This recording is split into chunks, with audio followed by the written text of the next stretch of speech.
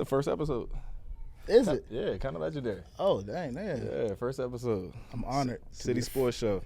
On the City Sports Show, first guest.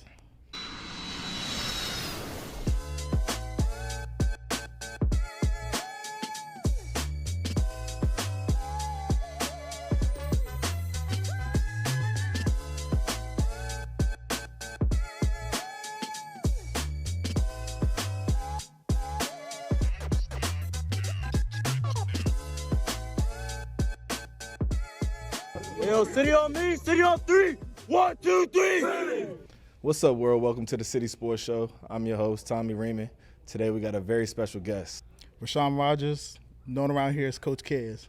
What's the coach? What you coach? Oh, my bad. Coach at the Deer Park Titans for 5 years, then most recently with the Tri-City Hurricanes. Okay. Super Bowl champion. Back-to-back. Back-to-back, ladies and gentlemen. Undefeated seasons? Both of them, yes, sir. Ooh, that's tough. Only got scored on once last year. When I hear stats like that, I question the league. Respectfully. I understand. Respectfully. Y'all were pretty good, though. Y'all were pretty good. They work hard. So hard work pay off. But nobody could score? Nobody could score. Williamsburg scored. Shout out to the Williamsburg Hornets for scoring. Once. Hey, man, shout out to the – that was Deer Park? Nah. Tri-City? Tri-City. And then Deer Park, y'all did? We got scored on. Okay, but still won it all. Yeah. Okay. So let's dive into youth sports. I mean, you got a background in coaching. I haven't participated as a coach on the youth level, but I have been a commissioner of a league. Oh, time out. Since we talking, Oyster Point Super Bowl champions. Since we taking it there, like, understand. Nah, I mean, I played for the Denby Patriots, so I understand how good y'all were. You know, I won one, lost one. Yeah. But you know, both to Doris Miller too. My former team, it was crazy. I left. We went 0-8, didn't score. So I said, man, I'm going to play Uptown with my cousin and them. Go to Oyster Point, make it to the Super Bowl. So I'm like, yeah, I want the problem. But my old team made it to the Super Bowl as well. So I'm like, maybe I was the problem. Yeah. But we ended up winning. I threw a screen pass to my man Marty. Okay. And he ran like 60 yards, and then the newspaper said 60-yard touchdown. Coolest thing ever. But made you it really feel was good. just a screen, Yeah. and he did the rest. And then the next year we got annihilated by the same team. My youth wasn't so high. I played for Denby. I think we won one game, but we had 8 games. I could only play 4 because I was overweight. I remember those days of trying to make weight, and if you didn't, I think like halfway through the season you had another shot to like weigh in again. But I never forget weigh-ins was at Ward Rec. And if you was close, you was at like Ward Track, running around trying to get right before the weigh-in. I remember my coach said, "Don't eat nothing. You can eat afterwards. Make sure you make that weight." Good times, man. Yeah, good times, man. sure. Good times. So in 2024, what's your overall, opinion about youth league football in the area? It's a lot of exposure for these kids, which I think is a good thing. It's not so hard for these kids to get scholarships, which ultimately we want the kids to go on and get free education. That way parents don't have to put out money because schools are expensive. Very expensive. When I went to school, it was $40,000 a year. Sheesh. Crazy. So I think that's good for the kids. Once you're done playing and you get into coaching, all you want to do is give back and see other kids succeed, whether they're your own or, just kids that's on your team. I agree. More than ever, it's easier to be seen on any level of sports, including youth. So many times I'm scrolling through the gram and it's just a random youth league clip. They got 500,000 views of a crazy move or a touchdown celebration. Right. And I'm just like, yo, the exposure in today's game is incredible. Since the kids are growing up in it, they don't realize how good they have it. Right. Like, it was none of this, we sound old. Back when we was playing, it was none of this. And we didn't even travel. You got to in our league, you played at what? Crittenden? Denby Early Childhood Center, Crittenden, and Deer Park. And Doris Miller. Right? Doris Miller was Crittenden. No, I thought they had a field up there. I never played at that field that's down okay. there. We always played, I want to say it was one more though. What boys club played at? I think they played at Crittenden too. You only played Wednesday nights. Yeah. Wednesday nights. The teams in your city, and that was it. I remember after we won the Super Bowl, my coach called me and was like, yo, we're going to play a bowl game versus the Hampton Gators. And that was like a huge thing to be playing a team in another city. And right. Truth be told, these kids now got travel ball, or even the league consists of teams all over the place. Right, because I know we traveled to we played on like Virginia Beach Sportsplex, which shoot, that's big just to go from Newport News to travel just anywhere, just traveling with your team, like the Holiday Bowl in Richmond afterwards, like just being able to stay overnight with your friends and prep for games. That's big because you're gonna get to do that in college and NFL where you got to travel, bedtimes, lights out, stuff like that they'll pretty much be prepping them for, which I think is amazing. It definitely gets their mindset going early. Like, this is the schedule, this is the routine, how it'll be on the next level if you're fortunate to go. Right. And speaking of just the teams in the area, we go from, in our day, 5 teams to now it could be 15 teams in one city. Yep. Which ultimately, it's a gift and a curse. Right. Because I see some of these organizations doing great things and with great coaches and traveling and doing things. But at the same time, I'm like, it's only so many kids around here to play sports. Right. And building another team, ultimately, I feel like you're going to have to take from somewhere else. Kids aren't just falling out the sky. And ultimately, I think, it as a whole, it can hurt another organization, but at the end of the day, like business, if another business want to come and do the same thing, it's on you to kind of compete. And of course, everybody probably isn't playing fair. That's a whole nother, subject. But at the end of the day, great exposure. Nationals is a thing now. We was just barely going to Hampton, let alone going to Florida to play, elite talent from another state. And then you've got 7-on-7 where you just perfected your craft as a quarterback, a corner, receiver, and still getting to go out of town and stuff like that. Mark my words, 7-on-7 would be a sport of its own, to the point that one day kids will play 7-on-7 and not real football. For sure.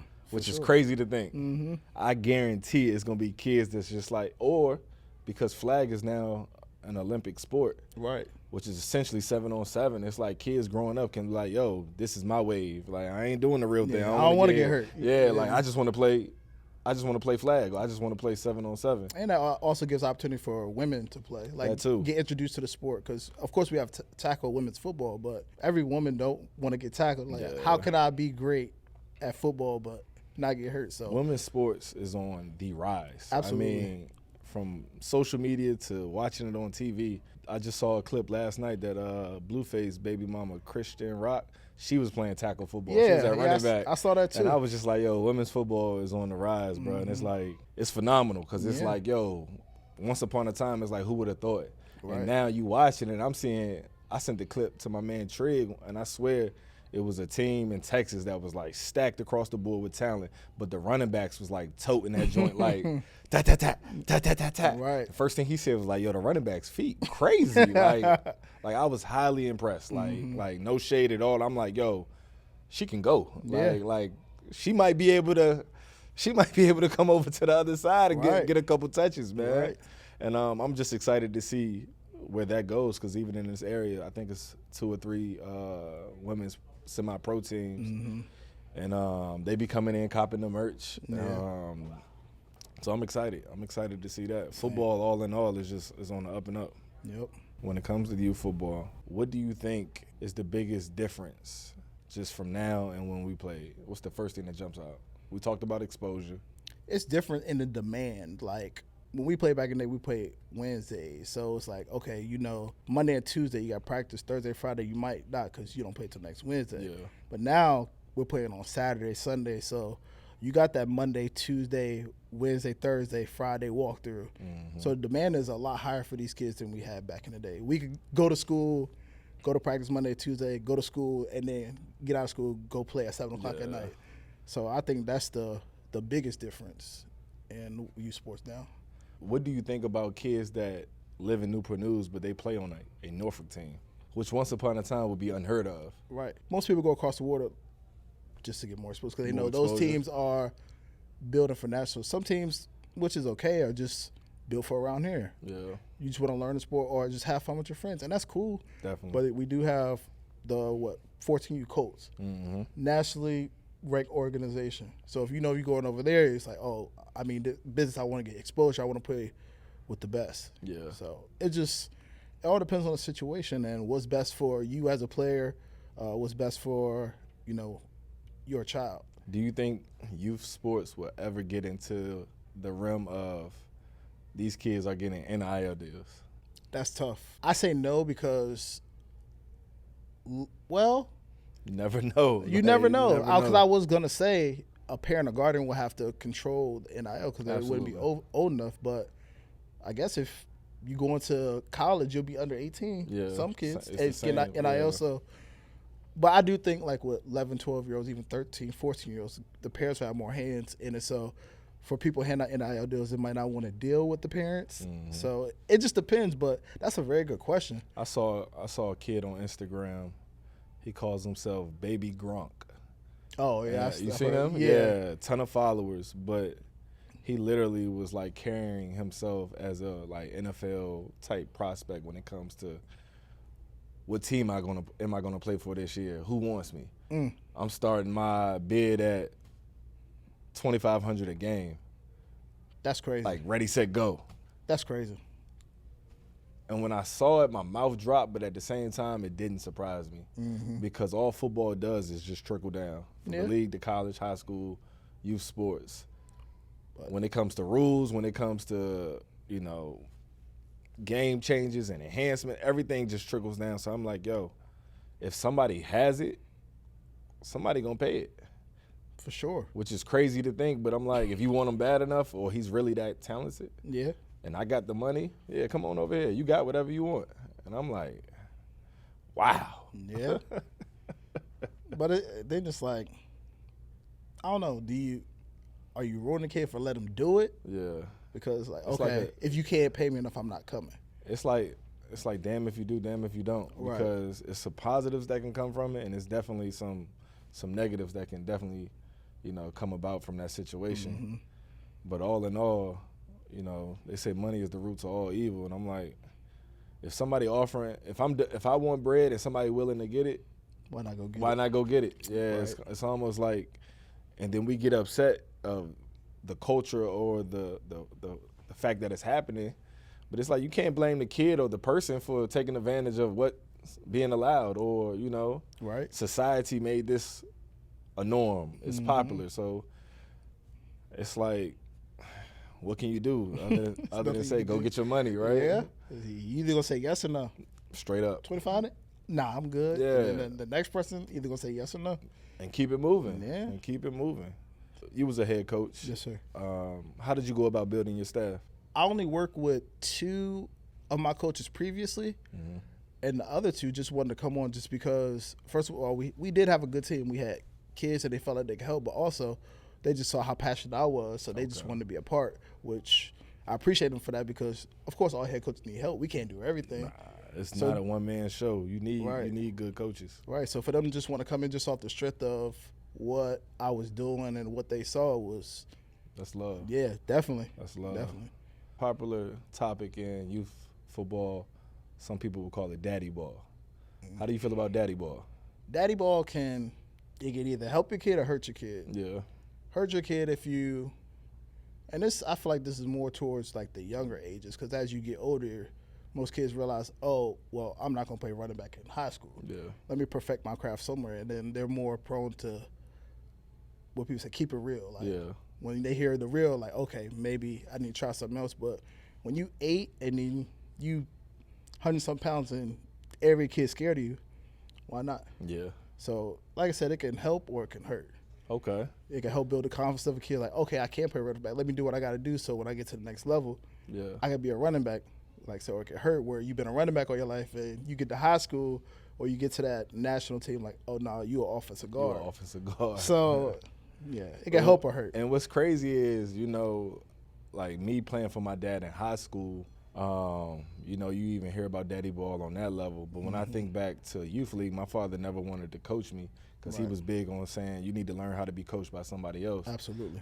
So, and as a kid, you never know how much influence he may have or didn't have on the team. But I do know it was times, like the first instance I ever realized Pops had some clout. My first year playing for Doris Miller, I didn't get the number I wanted. And then the next week I had the number that I wanted. And that was something small, but I was just like, I think I got in the car, my dad was like, oh, you ain't get to know. Ooh. It was like, I'm like, they gave me 10. I wanted 7. Yeah. You know, Mike Michael Vick. Vick. Yeah, like Mike Vick. I want 7. Right. And the next week I had 7. So Pops made that happen. And then I remember once I moved to Oyster Point, I think, you know, the head coach, shout out to Coach Pearson, he knew who I was, but I don't think the staff really knew. So me being a bigger kid, naturally they was like, oh, we're going to put him on the line. Right. So I never forget one time a coach was like, hey, go like with the old lineman, and another coach kind of was like, nah, he good. But I knew in my head I was a quarterback. Right. And I knew my dad was on something like, nah, my son a quarterback. But at the time, I'm chunky. I'm the biggest kid. It's like, nah, he looking like a right guard. Yeah. Me and my man Bryce, we were the biggest kids, and we played quarterback and running back. And it was crazy because it's like, truth be told, we should have probably been on the line. Yeah. But I was working on developing my skill set, which ultimately, you know, paid off. But at the same time, you know, I never realized if that's really my pops in their ear. Because truth be told, if he wasn't, he could have been like, I know he said he quarterback, but we need a O-lineman. Yeah. Because guess who was playing quarterback when I pulled up? Chris Moore. Oh, My wow. man Chris Moore was out there playing quarterback. Yeah. And he always tell a story. He said, man, I was over there taking snaps. I'm the quarterback. It's my first year playing. And he said, I look to the right, and I see Coach Reamon and Tommy walking like LeBron and Bronny coming to the field. And I never forget they told Chris, like, yo, get up out the way. And I started throwing, and it was a wrap. And they put him at right guard. Yeah.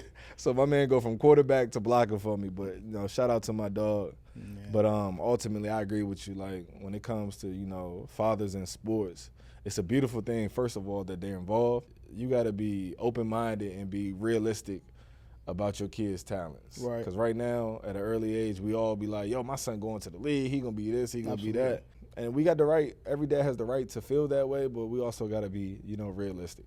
Yeah. And I think a lot of times the skill set can be right on to be like, yo, he is what you say he is. And we all know situations where we're like, yo, that's a stretch. And I know kids can, you know, thin out, get faster, get bigger, faster, and stronger, but at the end of the day, it's like just being realistic with yourself. Ultimately, I think as a dad will lead you, you know, to the best possible situation for your son. Right. Am I going to coach my son one day? At least once. I honestly don't know. I would say at least once. That's every father's dream to at least coach in something. It may not be football in something. Okay, yeah, definitely. Yeah. I can see like my dad coached me in basketball. Yeah. Like, so growing up, Ward Rec, you know, Pops was the coach. I can see myself doing that. Yeah. But I feel like when it comes to football, yeah, we're going to train and work together. But when it comes to the league, I feel like I might be good just kind of catching it from, you know, I want to enjoy being a parent. Absolutely. Yeah, I want to enjoy, you know, me and my girl, she the team mom, and like we show with our orange slices.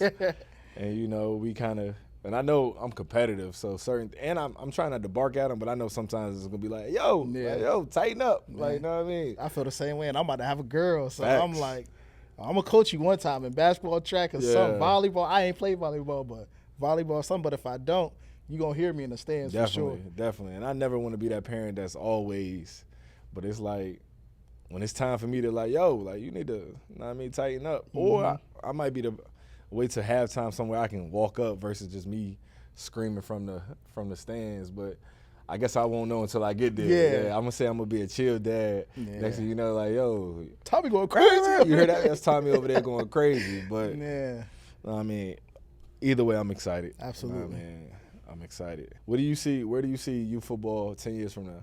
With middle school ball coming in, which I feel like that's a great thing. Let's talk about that. Definitely. Let's dive into middle school football. Middle school ball, it's going to be on the up and up. This year, would it be in the first year for Newport News schools? I'm not sure about what other regions or cities. I hope Hampton does it next year. Yeah, Hampton didn't do it. I think Williamsburg and Yorktown were already doing it. Okay. Grafton and Yorktown. But I think it's on the up and up this year with them trying it out, with them having such a short time. It's like, you know, you got to do what you can do. But seeing some good things out there, some good coaches, definitely coaches getting the opportunity to come from youth to go to middle school, which eventually probably will go to high school. I know a couple of coaches that are already making that transition from middle school to high school. So it's a good opportunity, for, like I said, for the kids who can't afford to play youth. Yeah. I was talking to that's real. I ain't one about that. of my parents, that kid I coached that was out there. I was like, man, I think it's great because registration now for any team is probably $150. Yeah. I done heard of some being like $250. Yeah, and if you don't have the money, then it's like your kid can't play. Of course, you know, people are going to try to help you out, but it's only so much they can do. Middle school, they give you free equipment, transportation. Yeah, because they got the buses. They got the bringing buses. them to the game. Yeah, Yep. it's a beautiful. You know what I mean? Yeah. Shout out to Newport News. Shout out to Lee Martin for making that happen, because he definitely, as a whole, the administrators have put money into this, and it shows. Yep. You know, the uniforms look good. Very good. They got a home and away set. They got travel, New equipment. brand new equipment, and I'm like, when I walked up and saw the product on the field, I was thoroughly impressed, and I was like, yo, this is beautiful. Yes. And it also gives, you know, the high school coaches that's looking at the next generation An idea what they're going to get. what they gonna get, and it's a fair shot to know where this kid is living, because you got to play for the school that you're at. Very true. And not saying the kid can't be out of district in middle school, but it ain't no he living uptown but playing for Huntington or vice versa. It's like, nah, you got to play in the school that you at. So I love that as well, because it just gives pride in the school that you playing for. Because I think a lot of times in high school, it's only a certain amount of teams out here that really truly carry that pride of playing for your school. So I feel like, you know, middle school could be the start of like, yo, like, we take pride in suiting up for the hallways that we walk through every day. Definitely. So shout out to the News for that. Definitely.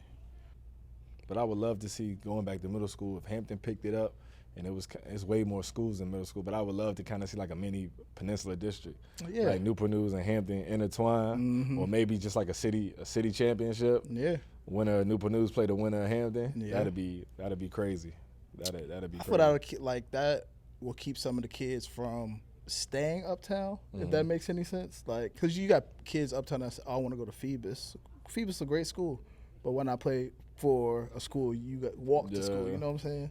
You know, the portal is crazy. Portal is super crazy. On all levels, from college to high school to youth league. And to flag. To flag.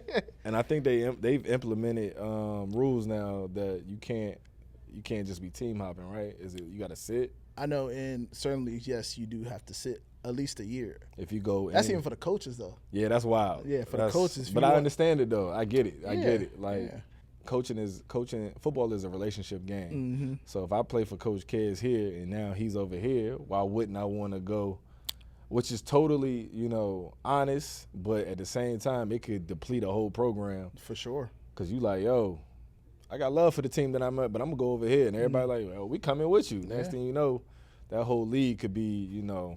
I feel like that should be situational. Like, because I have kids that I coached since I was, like, they were 8.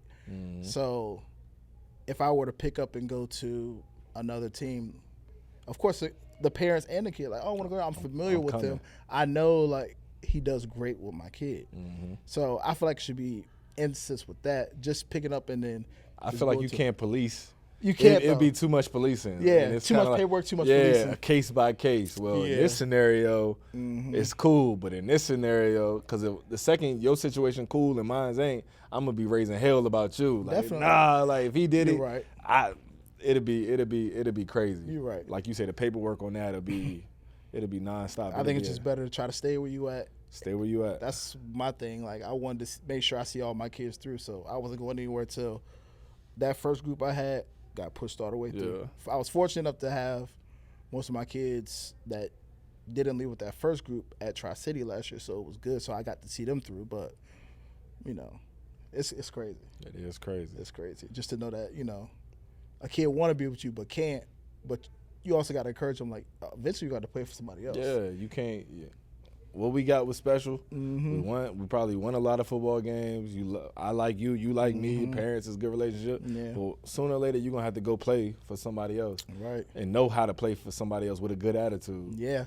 That's real. And kids struggle with that because I know I've dealt with a lot of kids that are in single-parent households. Majority of them being with their mother, so they don't have that father figure. So when they feel like they got it, they don't want to lose it, but it's just letting them understand, like, I'm going to support you. I'm still here. I'm still here, but I'm just not going to be on that sideline with you. So I got the advice you need if you need it, but nah, you're going to pay for somebody else. And that bond is special because it's been plenty of times I see you pop up at games and you'll point out, like, yeah, he played for me, and I'm, you know what I mean, I'm still here. Like, you know what I mean? Like, he don't play for me no more, but I'm still here. Yeah, I still got kids calling, what you doing? I'm like, first of all, hello, how you doing? So I think that's one thing I could take away from coaching, like all my kids still got that love for me and appreciate what I did. Because as soon as they found out I was having a baby, can we come babysit? We'll babysit for you. That's dope. Yeah, so I thought that was really cool. But I'm like, y'all just want to cut in my house more. Yeah, because a couple of y'all, ain't no way I'm letting you watch my daughter. Y'all knuckleheads, but it's love though. Right, it's definitely love. Just for them to just even think like,